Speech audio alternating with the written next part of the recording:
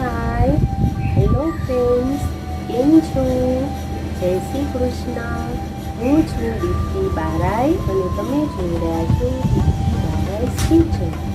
Friends, તાજેતરમાં જ આપણા માનનીય પ્રધાનમંત્રી શ્રી નરેન્દ્રભાઈ મોદીજીએ દિલ્હી ખાતે ગ્લોબલ મિલેટ્સ કોન્ફરન્સનું ઉદ્ઘાટન કરતા જણાવ્યું હતું કે મિલેટ હવે શ્રી અન્નના નામથી ઓળખાય છે.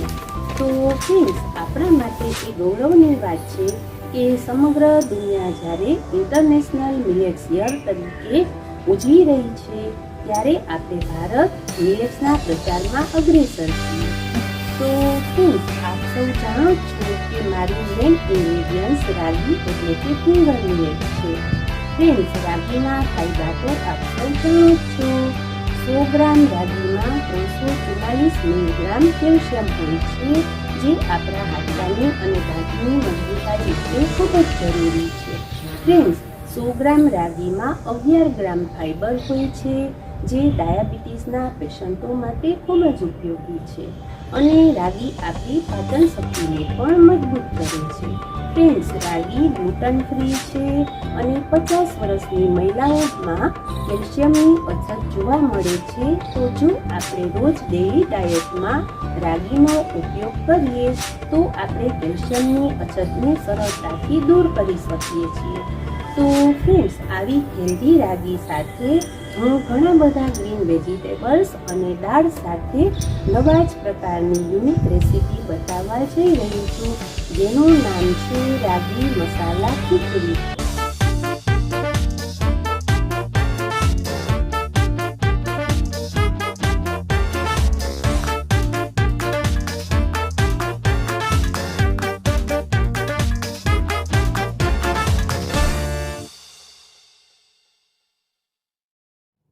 તો ફ્રેન્ડ્સ, સૌપ્રથમ આપણે રાગી મસાલા ખીચડી બનાવવા માટેના ઇન્ગ્રેડિયન્ટ્સ જોઈ લઈએ.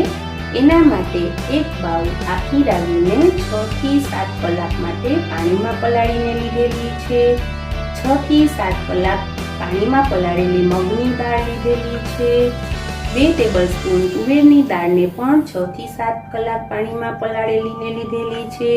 જરૂર મુજબ દેશી ઘી, 1 ટેબલસ્પૂન જીરું, 2 ટમેટાને ચોપરમાં ચોપ કરીને લીધેલા છે. 2 ટેબલસ્પૂન આદુને પણ ચોપરમાં ચોપ કરીને લીધેલું છે. 2 ટેબલસ્પૂન લીલા મરચાં, જરૂર મુજબ હિંગ, જરૂર મુજબ હળદર પાવડર, ધાણા જીરું પાવડર, લાલ મરચું પાવડર અને હિમાલયા નમક. 1 સરગવાની સિંગના નાના પીસ કરીને લીધેલા છે. 1 બાઉલ દેશી ગાજર અને ફણસીને ઝીણા સમારીને લીધેલા છે. સાથે થોડા વટાણાને પણ મિક્સ કરેલા છે.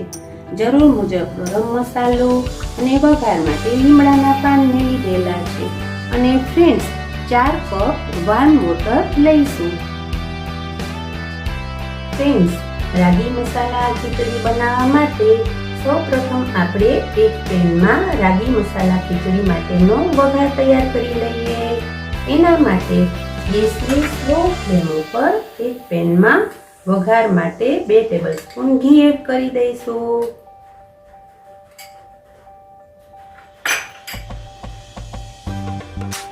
ઘી ગરમ થાય એટલે થોડું જીરું એડ કરી દઈશું.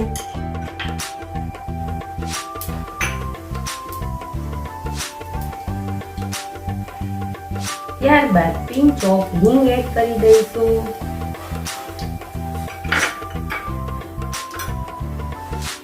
ત્યારબાદ થોડા મીઠા લીમડાના પાન એડ કરી દઈશું.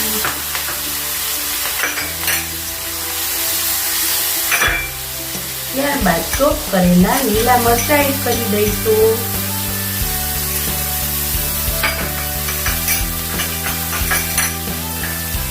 ત્યારબાદ આદુ એડ કરી દઈશું.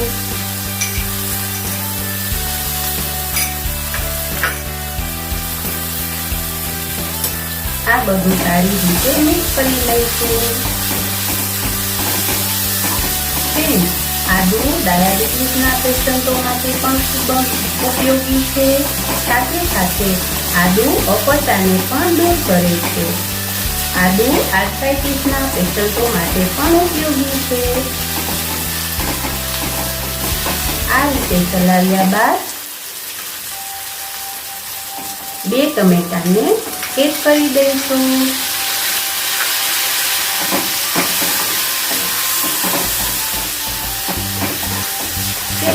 દેશી ટમેટા આપણા બ્લડના લોહીને શુદ્ધ કરે છે.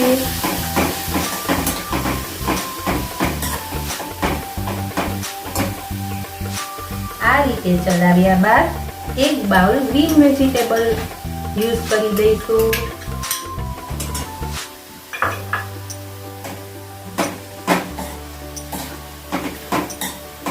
ગ્રીન વેજીટેબલ પણ ખૂબ જ પોષક તત્વોથી ભરપૂર છે, માટે આપણે એનો ખોરાકમાં ઉપયોગ કરવો ખૂબ જ જરૂરી છે.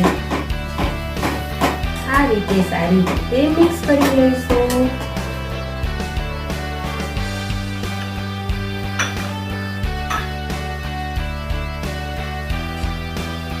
ત્યારબાદ 1 સરગવાના પીસને ઝીણા ઝીણા સમારીને લીધેલા છે એ એડ કરી દઈશું. સરગવો પોષક તત્વોથી ભરપૂર છે. 1 સરગવાની સીંગમાં દૂધ કરતાં 4 ગણું કેલ્શિયમ વધારે હોય છે અને 1 ગાજર કરતાં 4 ગણું વિટામિન એ વધારે સારા પ્રમાણમાં હોય છે. સરગવામાં મિનરલ્સ, વિટામિન સારા પ્રમાણમાં હોવાથી સરગવાને ટ્રી ઓફ હેવન કહેવામાં આવે છે. ત્યારબાદ pinch of Himalaya salt add કરી દઈશું. અત્યારે થોડું શાક ચડવા પૂરતું જ નિમક એડ કરવાનું છે.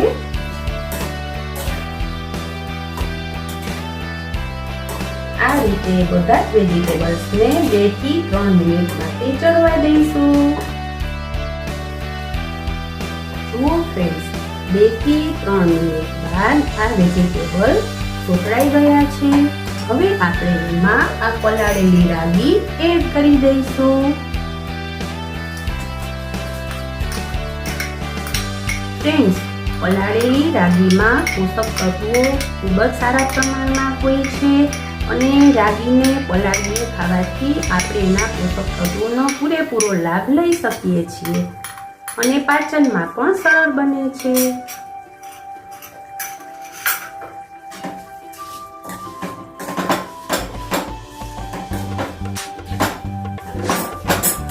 ફ્રેન્ડ્સ, રાગી કેલ્શિયમનો ખજાનો છે. સાથે સાથે રાગીમાં ફાઈબર અને પ્રોટીન પણ સારા પ્રમાણમાં હોય છે, જે ડાયાબિટીસના પેશન્ટો માટે ખૂબ જ ઉપયોગી છે. ત્યારબાદ આપણે એમાં આ બંને દાળ એડ કરી દઈશું.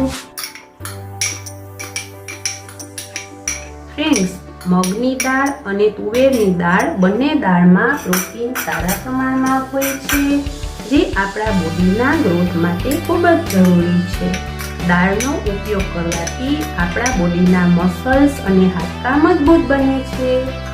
નાના બાળકોને પણ બોડીના ગ્રોથ માટે બધી જ દાળ ખવડાવવી ખૂબ જ જરૂરી છે.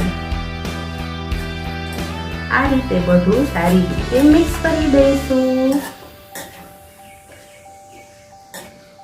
રાગી અને દાળ એડ કર્યા બાદ 2 થી 3 મિનિટ માટે આ મસાલા ખીચડીને ચલાવતા રહીશું. આ મસાલા ખીચડી 2-3 મિનિટ ચડ્યા બાદ હવે આપણે એમાં મસાલા એડ કરી દઈશું. સૌપ્રથમ આપણે હિમાલયા સોલ્ટ એડ કરીશું.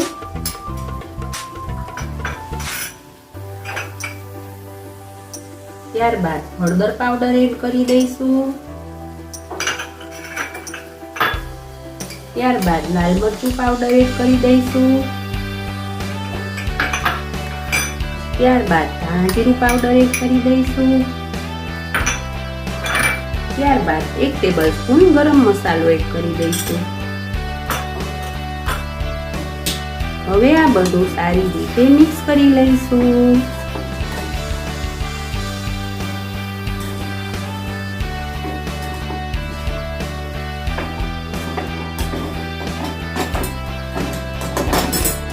સૌપ્રથમ આપણે એમાં થોડું જ પાણી એડ કરીશું.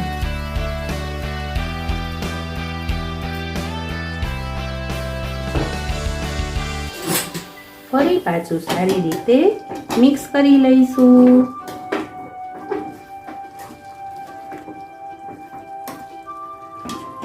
ફ્રેન્ડ્સ, હવે આપણે આ રાગી મસાલા ખીચડીને એક માટીના પેનમાં તળવા માટે મૂકી દઈશું.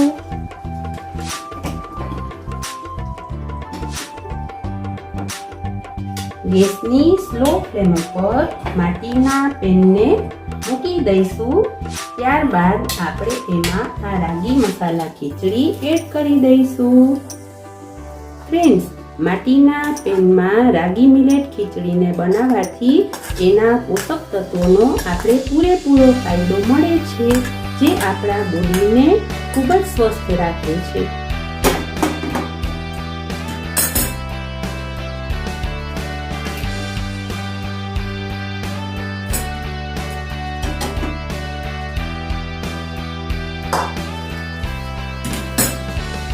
ફ્રેન્ડ્સ, હવે આપણે આ મસાલા ખીચડીમાં 4 કપ પાણી એડ કરી દઈશું.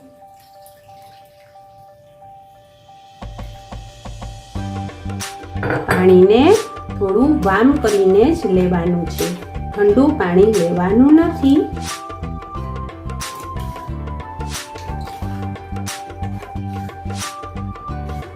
ફ્રેન્ડ્સ, હવે આપણે આ રાગી મસાલા ખીચડીને ગેસની સ્લો ફ્લેમ ઉપર માટીના પેનમાં 20 મિનિટ માટે ચડવા દઈશું.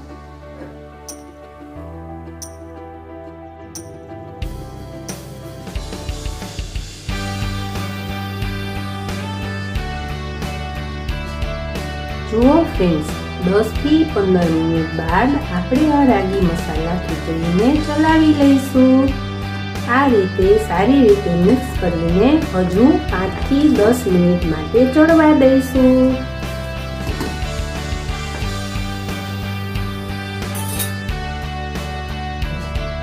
જુઓ ફ્રેન્ડ્સ, આ ખીચડી બનીને રેડી છે. હવે આપણે આ રાગી મસાલા ખીચડીને સર્વ કરીશું.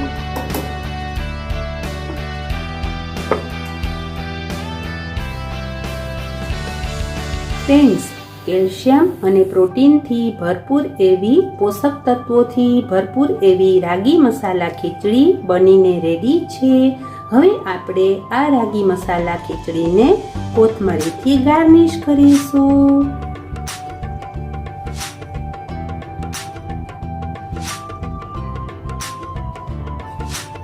જુઓ ફ્રેન્ડ્સ, આ રાગી મસાલા ખીચડી બનીને રેડી છે. આ રાગી મસાલા ખીચડીનો તમે લંચ કે ડિનરમાં દહીં સાથે એન્જોય કરી શકો છો.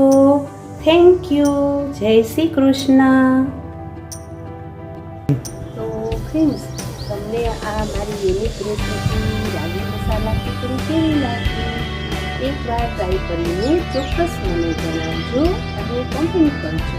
હા ફ્રેન્ડ્સ, આ રાગી મસાલા ખીચડી મેં માટીની હાંડીમાં કરી છે.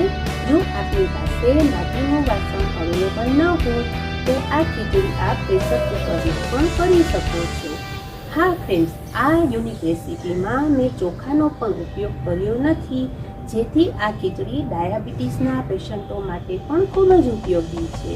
હા ફ્રેન્ડ્સ, આ ખીચડી ટેસ્ટમાં પણ બેસ્ટ છે અને હેલ્થમાં પણ બેસ્ટ છે. Thank you. જય શ્રી કૃષ્ણ.